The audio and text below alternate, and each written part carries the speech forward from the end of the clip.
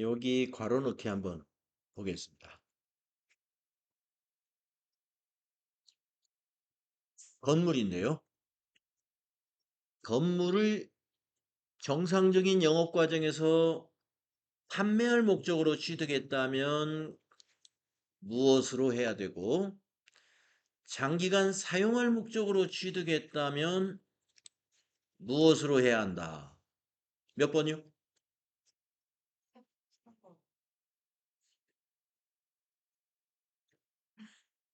4번이죠.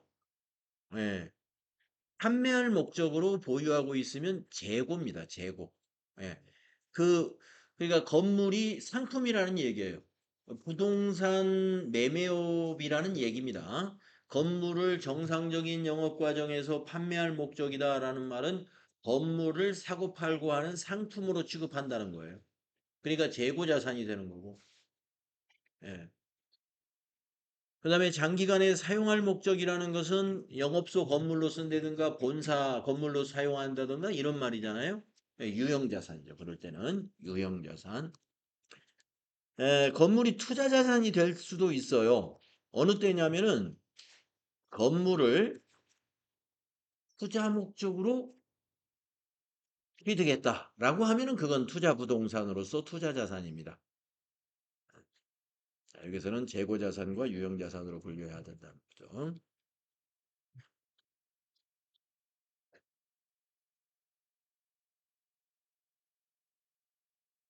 자, 무형자산에 대한 문제를 한번 풀어보세요. 자, 옳지 않은 거 한번 찾아보십시오. 저 뒤에도 글씨 맨 뒤에 앉으신 분 보이시나요? 글자? 보여요? 예.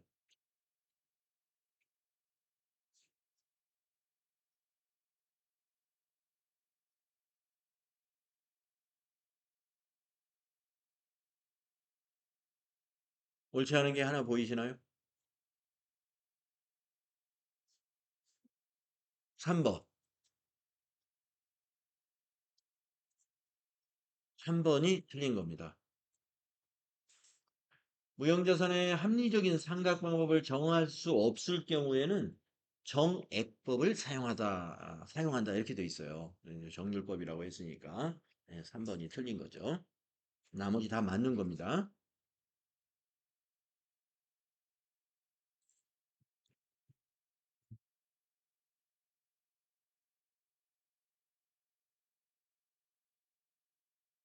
어, 이런 문제 한번 이거 한번 뭐 감가상각 대상 자산에 해당하지 않는 것을 찾으라 그랬어요. 복사기, 건물, 차량, 건물인데 감가상각 대상이 아닌 게 하나 있네요. 몇 번이요? 4번. 예. 투자 목적으로 보유하고 있는 건물은요, 유형자산이 아니기 때문에 감가상각도 안 합니다. 투자 목적으로 보유하고 있는 것은 투자자산이에요. 투자자산은 감가상각을 안 합니다. 유형자산에 대해서만 감가상각하는 겁니다. 예. 무형자산, 유무형자산. 그러니까 영업에 사용하고 있는 것들. 그래서 답이 4번이고.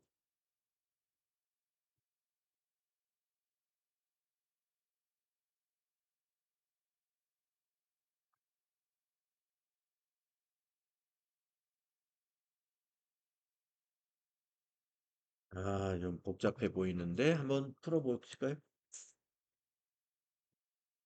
네, 설명이 무척 길어요. 잘 정리를 한번 해보세요. 25년 1월 1일에 차량을 65만 원에 샀어요. 이 차량의 잔존 가치가 5만 원, 내용 연수가 5년이랍니다. 그러면 정액법이라면 60만 원 나누기 5년 이런 식으로 생각을 하겠죠. 정액법이라고 딱 알려졌네요. 예, 정리가 되시죠? 네, 그렇게. 자, 주식회사 한공이 26년 9월 30일에 이 차량을 40만 원에 처분한 경우 유형자산 처분 손익은 어떻게 되느냐? 월할로 상각한다. 이 말은 26년도 9월 달까지는 상각을 해라 이 말이에요. 기말이 안 됐더라도 26년도 9달치까지 상각을 해서 유형자산 처분해가지고 이익이 났냐 손실이 났냐 났다면 얼마가 났냐 이 말이에요.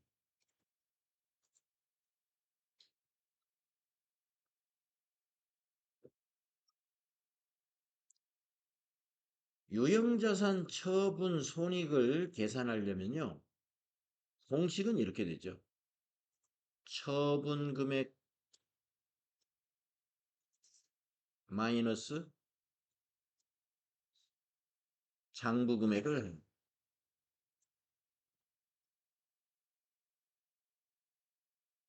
그래가지고 처분 손익을 구하는 건데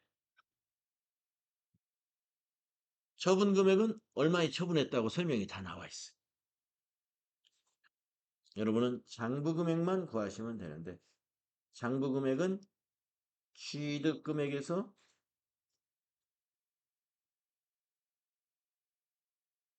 감가상각 누계액을 빼야 됩니다.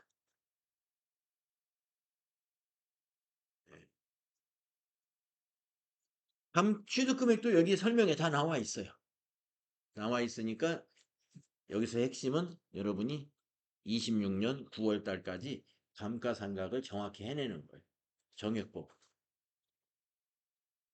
한번 계산해 보세요.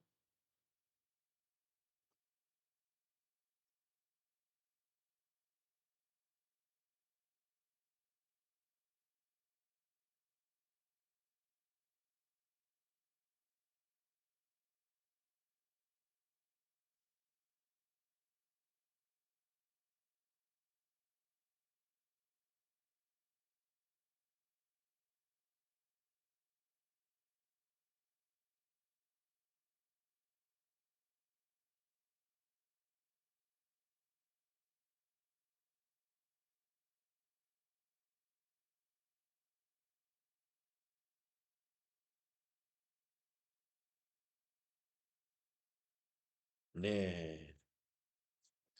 답을 찾았죠. 우선 답을 한번 찾아보실까요? 몇 번이든가요, 답이?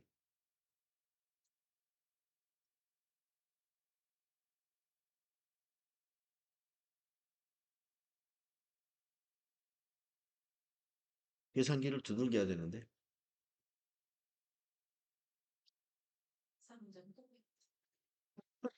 계산 문제 포기하면 안 돼요. 예. 계산 문제가 제일 정확한 거, 답을 찾으면 정확하게 찾는. 답 찾으신 분. 1번. 예. 1번 맞습니다. 잘 계산하셨어요. 자, 아까 말씀드린 대로 처분 금액은 여기 나와 있습니다. 40만 원. 네. 40만 원에 처분했어요. 그러면 장부 금액은 얼마냐? 취득 금액이 65만 원에 취득했는데 감가상각을 1년 9개월치를 해야 돼요. 25년 1월 1일에 샀고 처분을 26년 9월 말일에 처분했으니까 1년 9개월치 합니다. 자, 60만 원을 내용연수 5로 나누면 1년 감가상각비는 12만 원이더라고요. 12만 원. 여러분 정액법은 이렇게 하는 거죠. 취득금액 빼기 잔존가치 그거를 내용연수로 나누면 1년치 감가상각비가 나오잖아요. 그러니까 60만 원 빼기 5 하니까 아니요. 60만 원 나누기 5 하니까 12만 원 나와요. 이게 1년 감가상각비예요. 그러면 1년은 12달이니까 그 다음에 9달치는 그냥 계산 안 하고도 9만 원 이게 떨어지게 되죠.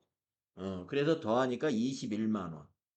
그러면 65만 21만 원이니까 취득 금액이 65만 원이고 감루가 21만 원이다 이 말입니다. 그래서 빼보면은 장부 금액이 나오잖아요. 44만 원이다. 네. 요 장부 금액이 44만 원이다 하는 것을 우리가 산출할 수 있었어요. 그래서 44만 원 장부 금액인데 40만 원에 처분했기 때문에 4만 원 싸게 처분했죠. 그래서 답은 1번 손실이 발생한 거다. 유형자산 처분 손실 4만 원.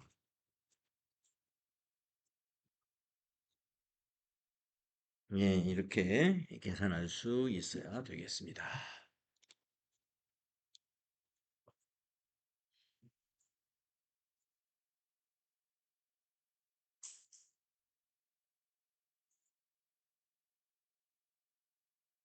여러분 자본적 지출과 수익적 지출 구분할 수 있죠? 유형자산 취득 후 지출에서 자본적 지출과 수익적 지출을 구분할 수 있죠? 예. 자, 여러분 자본적 지출이라는 것은 그 유형자산의 내용 연수를 연장시키거나 가치를 증가시키거나 생산성을 높이거나 원가를 절감하거나 이런 예, 자본적 지출 내용이 해당이 됩니다. 이런 내용은. 그러면 수익적 지출은 뭐냐? 수익적 지출은 그 자산을 유지하기 위해서 단순히 이 수선을 한다든가 이런 것들이 수익적 지출입니다. 예. 유지 보수를 위해서 지출한 비용이라고 보시면 돼요. 어떤 원가 절감이라든지 생산성 향상이라든지 가치 증가라든가 내용 연수를 연장시킨다든가 이런 목적으로 비용이 들어간 것이 아니라 그냥 고장났으니까 고친다. 더러우니까 페인트를 칠한다. 유리가 깨졌으니까 유리창을 바꾼다. 예. 이런 현상 유지를 위한 것은 수익적 지출이에요. 자, 그런데 여기서 지금 네 가지 예를 주는데 자본적 지출이 얼마냐고 물었습니다. 첫 번째 거 보세요. 건물에 냉난방 설비를 설치해가지고 건물의 가치가 증가됐답니다. 그러면 이건 해당이 될까요? 해당되죠. 두 번째, 기계장치의 불량률을 감소하는 장치를 설치했어요. 예, 그래가지고 불량률이 감소됐어요. 자본적 지출일까요? 예, 불량률을 감소하면요, 생산성이 좋아지죠. 그 다음에 본사 건물에 도색을 했어요. 2년마다 한 번씩 한답니다. 자본적 지출인가요? 아, 이건 아닙니다. 2년마다 더러우니까 한 번씩 칠해주는 거예요. 현상 유지예요. 그 다음에 네 번째 보면 운행 중인 화물차 엔진을 교체했답니다. 그래가지고 내용 연수가 연장됐다. 차량을 더 사용할 수 있게 됐다 이 말이에요. 자본적 지출인가요? 그렇죠. 이렇게 판단할 수 있으면 돼요. 그래서 200, 100, 300에다가 300 더하면 600만 원.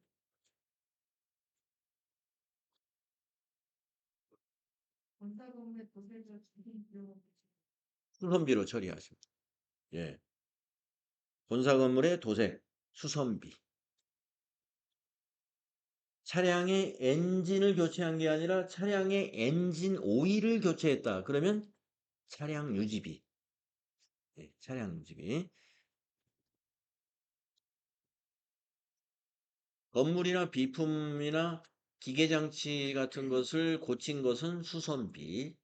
차량을 고친 것은 차량 유지비.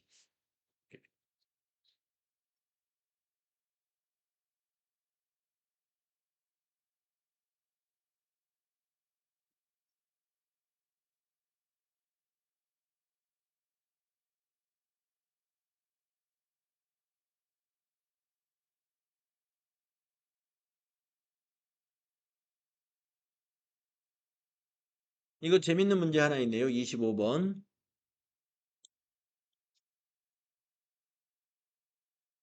네, 꼭 알아둬야 되는 개정 과목이기 때문에 한번 보겠습니다. 본사 건물에 대한 연도별 거래 내역인데요. 차변에 나타나는 개정 과목으로 옳은 것은 이랬습니다. 자, 전부 이 본사 건물에 대한 이야기인데 이게 23년도에는 신축을 하기 위해서 계약금을 지급했어요. 자, 그러면 23년도는 개정가, 여기서 물어보는 건 처리해야 될 개정 과목입니다. 자, 시공업체하고 계약을 맺고 공사 계약금 2억 원을 지급했습니다. 자, 개정 과목을 계약금으로 해야 되나요? 건설 중인 자산으로 해야 되나요? 예, 건설 중인 자산으로 해야 됩니다. 1번 탈락됐죠? 다음에 24년도의 지출은요. 건물이 완공이 되어 가지고 공사 잔금을 지급했습니다. 공사 잔금 지급할 때는 건물로 해야 되나요? 투자 부동산으로 해야 되나요? 예, 건물로 해야 됩니다. 예, 왜냐면 본사 건물이잖아요. 투자 목적의 건물이 아니고 건물 본사로 영업에 사용할 거예요. 그 다음에 25년도 보면은요. 본사 건물 수선 유지를 위해서 예, 외벽을 페인트로 도색했답니다. 자, 건물로 해야 되나요? 수선비로 해야 되나요? 예, 수선비로 해야 되죠? 그래서 맞는 것은 3번이었다.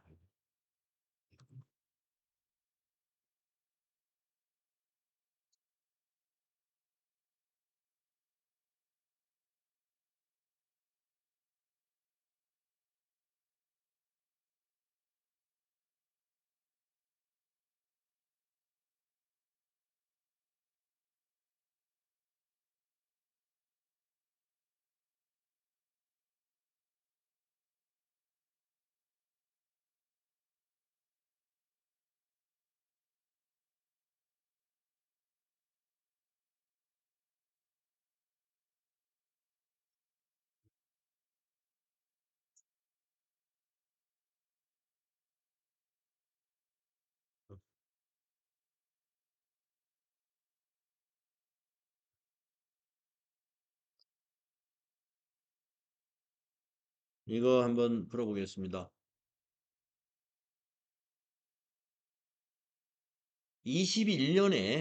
아, 2011년, 오래됐네요. 1,000만 원에 매입한 토지를 25년에 1,600만 원에 처분하고 현금을 수령했답니다. 이 거래가 재무상태표에 미치는 영향으로 옳은 것은 이랬습니다. 네. 자, 그러면 한번 여러분이 이 옳은 것을 찾기 위해서 이 토지 매각에 대한 회계 처리 한번 해볼까요? 자, 차변에 뭐가 오겠습니까? 예, 현금이 얼마죠? 1,600.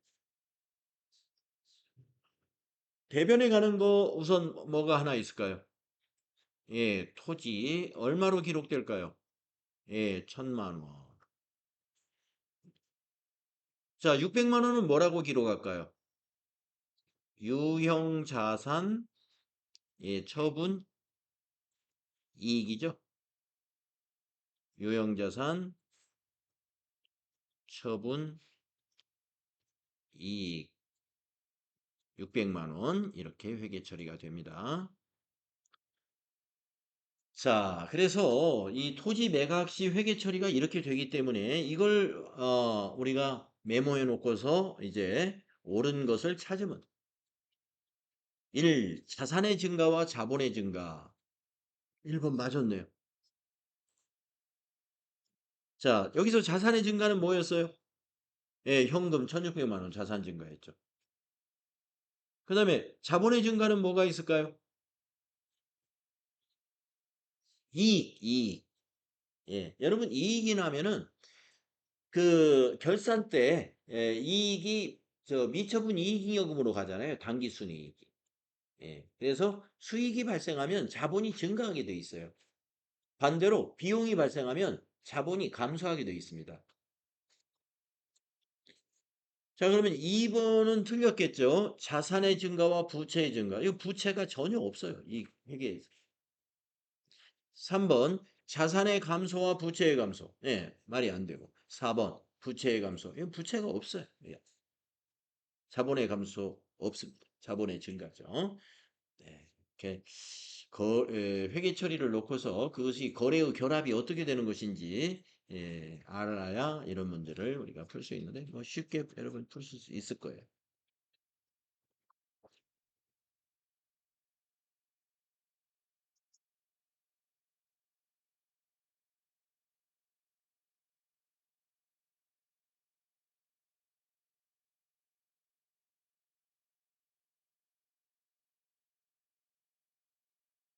40번 대화 내용에서 한번 답을 찾아볼까요?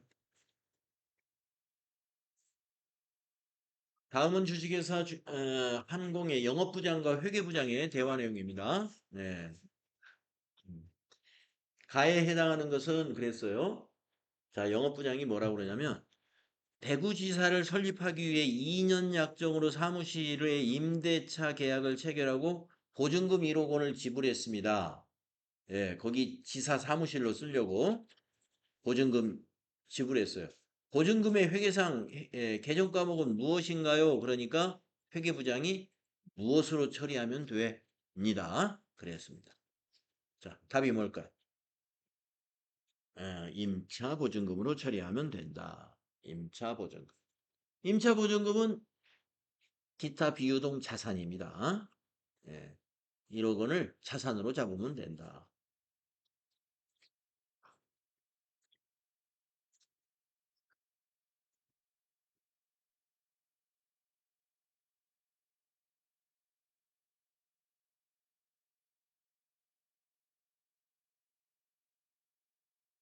41번 답 아시죠? 유동자산이 아닌 거. 어느 게 아닐까요? 예, 장기 대여금은 비유동 자산입니다. 아실 거고. 3번도 여러분 이런 문제 나오면 쉽게 풀 수 있죠. 개념과목 분류에 관한 문제예요. 비유동 부채에 해당하는 것을 모두 골라라. 두 개인데요. 뭐뭐가 비유동 부채일까요? 예, 퇴직급여 충당 부채하고 예, 사채하고 예, 요게 비유동 부채입니다. 가나 유동성 장기 부채하고 부가세 이수금은 유동 부채.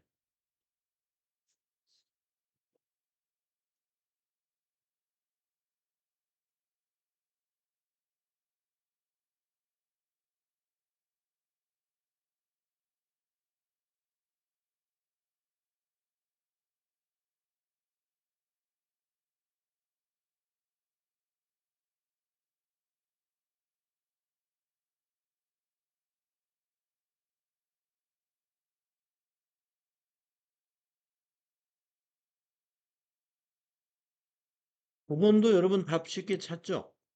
9번. 요거 한번. 유동부채가 발생하는 거래. 1, 2, 3, 4 중에 답은 몇 번일 것 같습니까? 유동부채가 발생하는 거래.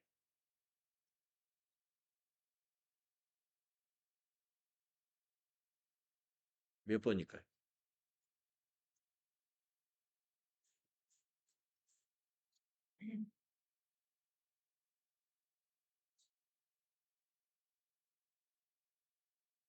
응? 몇 번? 2. 보자. 2번이 계약금 5만 원을 현금으로 지급했다. 선급금 자산입니다. 유동부채. 1번. 예, 1번 맞아요.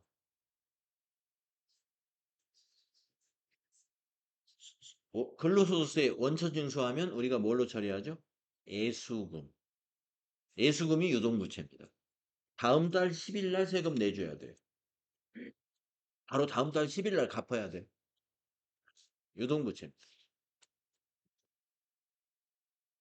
그러니까 2번은 유동자산이에요. 유동자산. 계약금 지급했다고 그랬죠? 선급금. 받았다면 이게 유동부채입니다. 계약금 5만 원을 현금으로 받았다. 라고 한다면 선수금 유동부채. 3번은 자산이죠. 그렇죠. 상품을 10만 원에 외상으로 판매했다. 자산이죠. 외상 매출금, 유동자산. 4번은요. 기말에 퇴직급여 충당 부채 30만 원을 추가로 설정합니다. 예. 퇴직급여 충당 부채는 유동부채가 아니라 비유동부채. 물론 비용도 발생합니다. 차변에 퇴직급여 비용도 발생하지만 여기서 이제 부채만 얘기한다면 퇴직급여 충당 부채는 비유동 부채예요. 유동부채, 비유동부채, 또 자산인가 부채인가 이런 구분 잘 해주시기 바라고.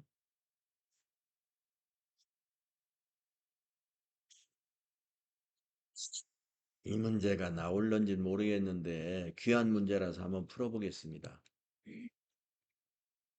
자본에 관한 문제, 우리가 자본 이론이 자본에 관해서 나오면 많이들 어려워해요. 예. 자본에서 그동안 기출문제 풀면서 많이 나왔던 것이 유상증자 문제입니다. 유상증자 회계 처리는 여러분 꼭 알아두셔야만 합니다. 예. 전표 입력 문제로도 나온 적이 있어요. 유상증자에 대해서는. 자, 이거는 이제 유상증자는 아니지만 자본에 관련된 개정 과목의 문제입니다. 이것도 중요해요. 갑자기 나올 수가 있어요. 자, 자본의 개정 과목 중에 하나인데 상법에서 정한 적립금이에요. 아, 법에서 정했다? 그럼 법정 적립금이란 얘기예요. 상법에 따라 자본금의 2분의 1이 될 때까지 매 결산기 이익 배당의 10분의 1 이상을 적립하라고 되어 있어요. 그리고 이 적립금은 어떻게 사용하느냐면 결손금을 보전하거나 또는 나중에 자본금으로 전입해서 쓸 수가 있어요. 네, 그런 용도로 이걸 적립하라고 법률로 정해놓은 상법에서 정해놓은 법정 적립금 개정 과목인데요. 자, 감채 적립금이냐, 이익 준비금이냐, 배당 평균 적립금이냐, 결손 보전 적립금이냐. 답이 몇 번일까요? 2번 맞았어. 이익 준비금. 네. 여러분 법정 적립금 중에서 이익 준비금 하나는 꼭 알아두셔야 돼요. 이익 준비금 하나. 네. 자본 개정 과목을 여러분이 이제 자본금과 자본잉여금에 해당되는 개정 과목, 자본 조정에 관련된 개정 과목, 그 다음에 기타 포괄 손익 누계액에 관련된 개정 과목, 그 다음에 마지막으로 이익 잉여금에 관련된 개정 과목을 정리해서 외우셔야 되는데 마지막 이 이익 잉여금 안에서 이익 준비금이 나옵니다. 이익 준비금. 네, 이익 준비금이 법정 적립금에 해당되는 개념과 예, 이익잉여금 안에 들어있는 개념과목이에요. 그래서 이익잉여금 안에서 여러분 아마 이익준비금 그 다음에 미처분 이익잉여금 이런 개념과목 정리가 되어야 돼요.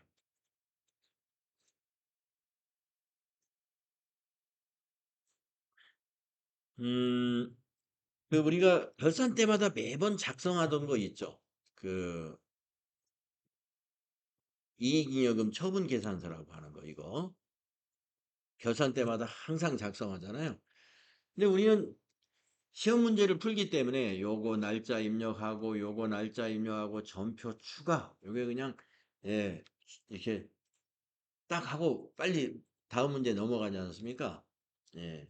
근데 이익잉여금 안에 이익잉여금 안에 우리가 이익잉여금을 가지고 처분하는 내용 요걸 우리가 지금 문제가 한 번도 안 나왔어요. 이 문제가. 이제 우리 FAT 1급에서는 이거 문제를 안 내겠다는 의도죠. 근데 이제 TAT에 가면은 이익잉여금을 가지고 현금 배당은 얼마 하고 주식 배당은 얼마 했다 라고 문제를 내요. 하면은 여러분이 그것을 가지고 회계 처리를 해야 돼요. 자, 여기다 만약에 입력을 해야 된다 그러면 현금 배당은 여기다 입력하는 거예요. 여기다가. 근데 현금 배당을 한 것을 회계 처리할 때는 개정 과목을 미지급 배당금으로 회계 처리해야 돼요. 미지급 배당금. 왜 미지급 배당금이 이거 미지급 배당금 부채거든요. 왜 미지급 배당금 부채로 현금 배당을 회계 처리하느냐? 이 회계 처리하는 시기가 언제냐면은 주주총회에서 결의가 된 날을 기준으로 회계 처리해요. 주주총회에서 결의. 그러면 만약에 2월 28일 날 주주총회를 하는 법인이라고 합시다. 그러면 2월 28일 날 우리가 회계 처리 그 시점으로 해야 되는데 현금 배당을 결의했다고 해서 결의한 날 주주총회 한 날 현금을 이렇게 쏘아주는 게 아니죠. 회사에서 준비하는 과정이 필요해요. 한 달여 정도 준비해가지고 다음 달 말쯤에 이제 현금을 계좌이체 해줄 거란 말입니다. 그래서 바로 저기 있는 처분 확정일인 2월 28일 날 2월 28일 시점에서는 미지급 배당금이 된다 이거 미지급 배당. 그래서 여기다 입력을 해요. 여기다 입력하고 그다음에 주식으로 배당한다. 이거는 무상증자나 마찬가지예요. 무상. 기존의 주주에게 주식 대금을 받지 않고 그냥 주는 거거든요. 그러니까 배당 효과가 있는 거예요. 그게 주식 배당입니다. 그러면 주식 배당 금액은 여기다 입력하는데 주식 배당은 계좌 과목이 뭐냐? 미교부 주식 배당 금이에요. 미교부. 이건 부채일까요? 뭐일까요? 부채 아닌 것 같죠? 이거 부채 아니에요.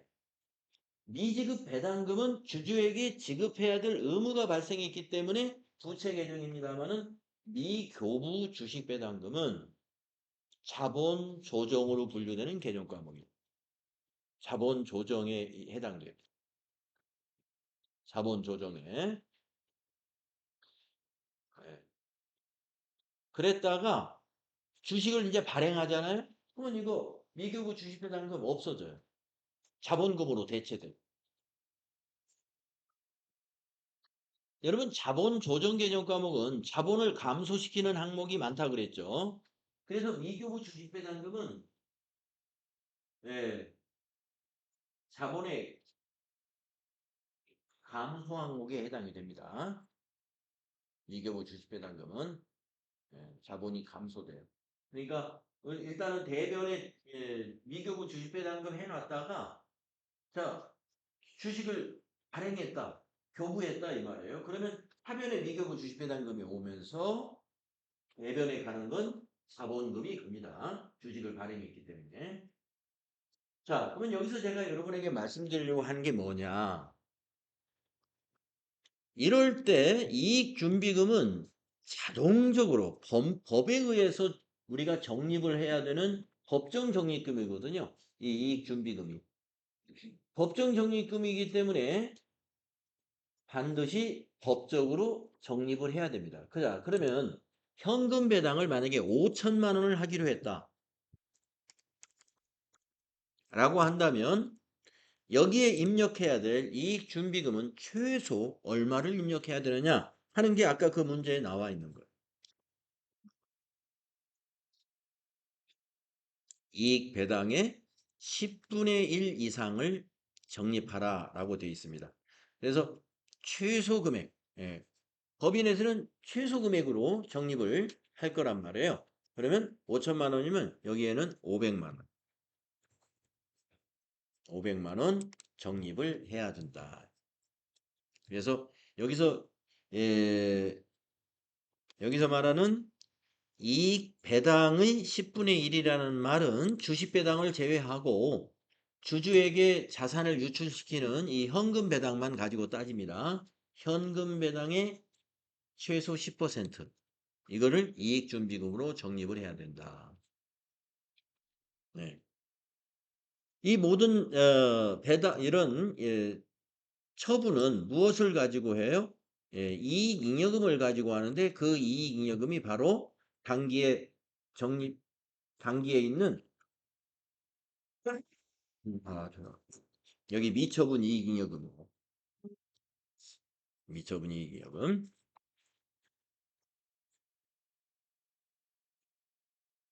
네, 우리가 결산 때는 미처분 이익잉여금이라고 하고 우리가 전기에서 넘어온 것은 2월 이익잉여금이라고 하죠. 2월 이익잉여금을 가지고 이렇게 처분한다 이렇게 말할 수 있습니다.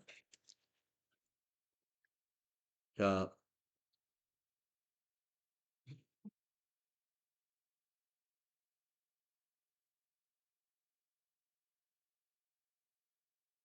법정 적립금인 이익준비금. 이익준비금은 자본 계정의 이익잉여금에 해당되는 계정 과목이다. 그거 잘 알아두시고 하겠습니다.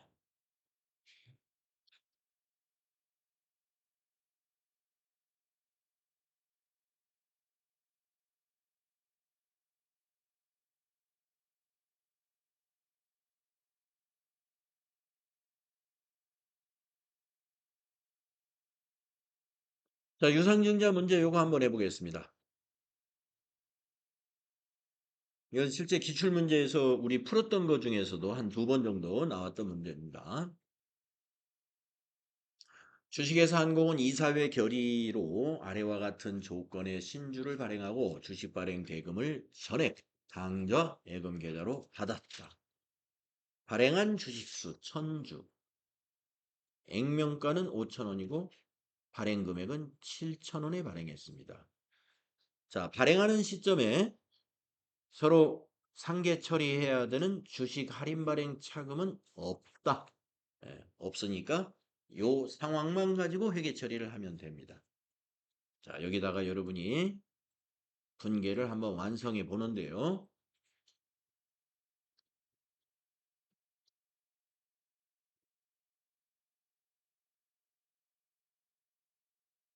당좌예금 차변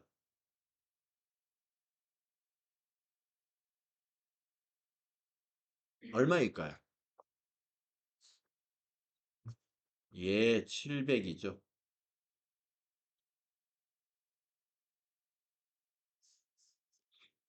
대변의 개정 과목은 2개가 오는데요. 차변은 하나만 옵니다. 당좌예금. 대변은 개정 과목 2개입니다. 무엇과 무엇일까요? 예, 자본금과 하나는 뭐죠? 예, 주식 발행 초과금이에요.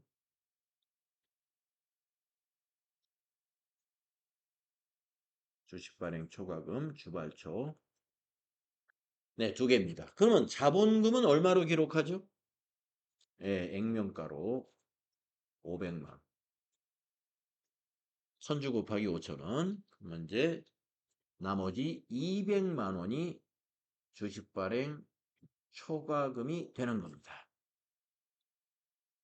자, 여기에서 문제를 조금 어렵게 냈다면은 주식 할인 발행 차금 잔액은 100만 원이다라고 한번 고쳐 보겠습니다. 없는 것으로 가정해라가 아니고 발행 시 주식 할인 발행 차금 잔액은 100만 원이다.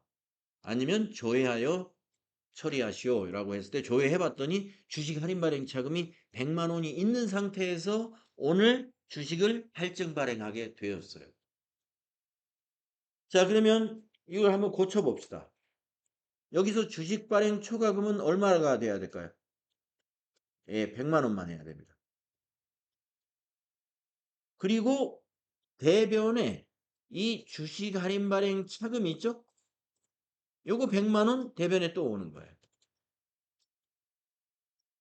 그것이 바로 주식 발행 초과금은 상대 계정인 주식 할인 발행 차금이 있을 때 서로 상계 처리한다 하는 것을 우리가 지켜서 회계 처리하는 거예요. 아, 선생님이 왜 같은 방향의 상계를 하죠? 상계하면 반대쪽에 가는 것이 보통 일반적인데 주식 할인 발행 차금은 자본 조정 항목으로서 잔액이 원래 어디에 있냐면 차변에 있어요. 우리가 자본은 대변에서 증가하고 차변에 기록하는 것은 감소 항목이거든요. 요게 감소 항목이에요, 요게. 예, 감소 항목이기 때문에 이 잔액은 차변에 있어요. 합계잔액시한표에 가서 보면은 잔액이 차변에 표시되어 있어요.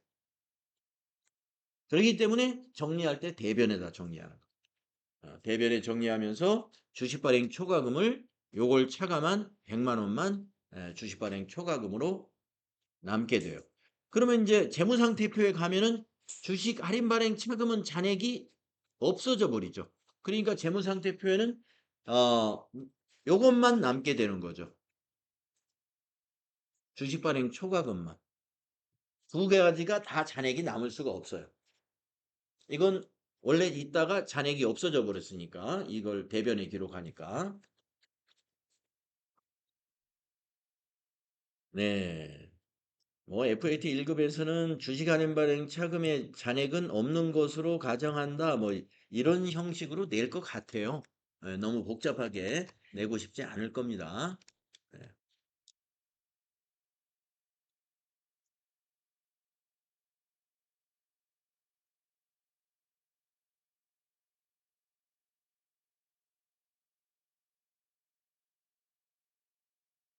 요거 하고 좀 쉬겠습니다. 요거 하고 쉬고 이제 다음 시간, 예, 예, 예.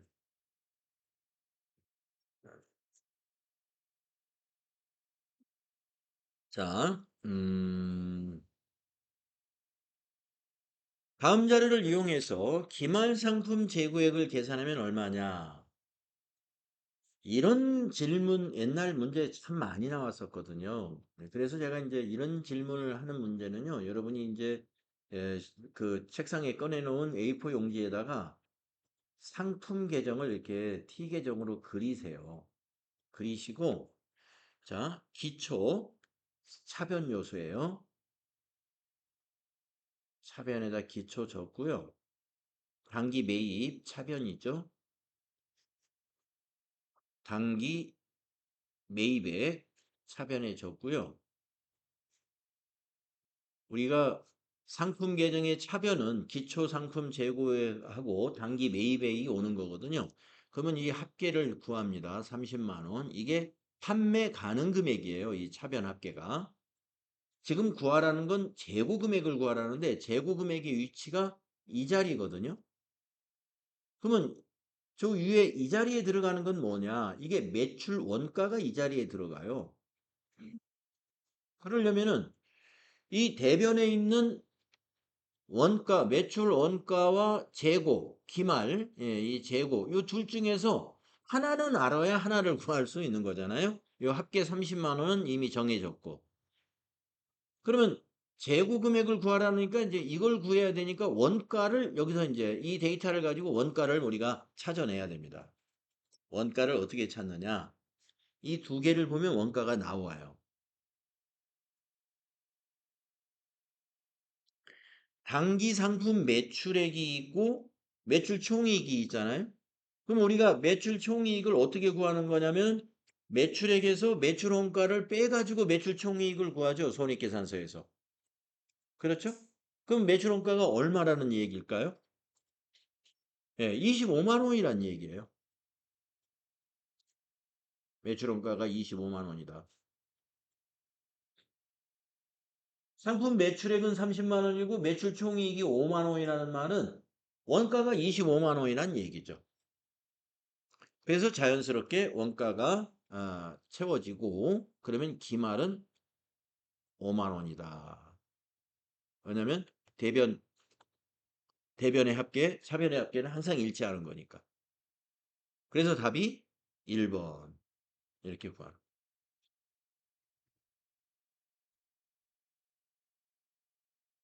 이 상품 계정의 네 가지 요소. 상품 계정의 네 가지. 차변 요소의 기초 상품 재고액, 단기 상품 매입액. 상품 계정의 대변의 매출 원가와 기말 상품 재고액. 이 항목을 놓고 그 안에 칸 채우기식으로 이렇게 하시면은 복잡하지 않게 답을 찾을 수가 있어요.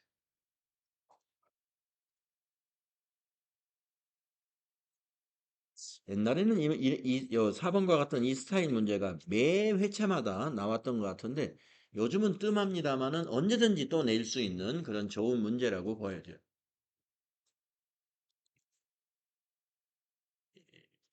손익계산서의 구조를 이해하고 있는지를 알아보는 아주 좋은 문제거든요, 이게. 5번은 뭐 너무 복잡하네. 항목이 너무 많아.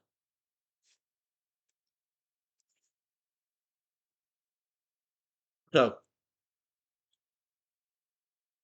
쉬었다 하죠. 예, 쉬었다가 9번부터는, 예, 요번부터 다음 시간에 한번 해보겠습니다. 네, 좀 쉬도록 하겠습니다.